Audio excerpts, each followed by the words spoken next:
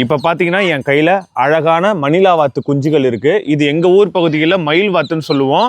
ஆனால் வெளியூர் பகுதிகளில் எல்லாருமே மணிலா வாத்து, மணி வாத்துன்னு சொல்லுவாங்க. பொறிச்சு 2 நாள் தான் ஆகுது. மொத்தம் 6 குஞ்சுகள் எங்கள் வீட்டில் பொறிச்சிருக்கு. பார்க்கவே ரொம்ப அழகாக இருக்குல்ல.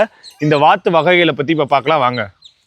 குஞ்சுகளோட சத்தமே இவ்வளோ தாங்க இருக்கும். ஆனால் தாய் வாத்து அதோட தந்தை இதோட பெரிய வாத்துகளோட சத்தம் ரொம்ப ரொம்ப கம்மியாக இருக்கும். அதெல்லாம் பார்க்கலாம் வாங்க. என்ன கூண்டில் அதோட தாய் இருக்குது, அதோட சத்தத்தை கேளுங்க. இது ஒரிஜினல் எப்படி கண்டுபிடிக்குன்னு பார்த்தீங்கன்னா, குஞ்சு பிறக்கும் போது பார்த்தீங்கன்னா மூக்கு ரோஸாக இருக்குங்க. அதுவும் கொஞ்சம் இது இன்னும் ஒரு 20 நாள் 15 நாள் வளர்ந்த பிறகு பார்த்தீங்கன்னா பின்னாடி தோகை வந்து மயில் மாரி பெருசாகிடும். அதனால தான் மயில் வாத்துன்னு சொல்லுவாங்க.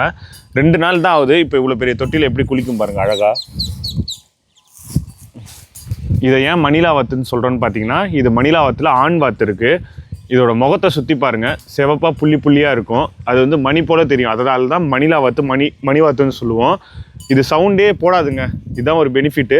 டவுன் சைடு சிட்டி சைடு இருக்கிறவங்க வாத்து வளர்க்கணுன்னு ஆசைப்பட்டீங்கன்னா இந்த வாத்து வகையில் தேர்ந்தெடுத்து வளர்க்கலாம். அழகாகவும் இருக்கும். சத்தம் சுத்தமாக போடாது. ஒரு விசில் சத்தத்தோட கம்மியாக காற்று வர மாரி தான் சவுண்டு போடும். மற்ற வாத்து வகைகள்னால் பார்த்திங்கன்னா சத்தம் ஹெவியாக போடும். இது சத்தமே போடல. இப்போ என் கையில் அது கொஞ்சோண்டு சத்தம் போடுது. காற்று வெளில வர்ற மாதிரி தான் சத்தம் போடும். யாருக்குமே கேட்காது. அந்த அளவுக்கு சைலண்ட்டான வாத்து வகைகள்.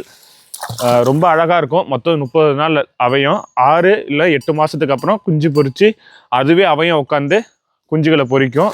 ரொம்ப ஒரு அழகான வாத்துங்க. என்ன தீனி எல்லாத்தையும் சாப்பிடும், வேஸ்டேஜ் எல்லாத்தையுமே சாப்பிட்றோம். ஆனால் அங்கங்கே கக்கா போய் வைக்கும். அதுதான் ஒரு டேஞ்சரான விஷயம்.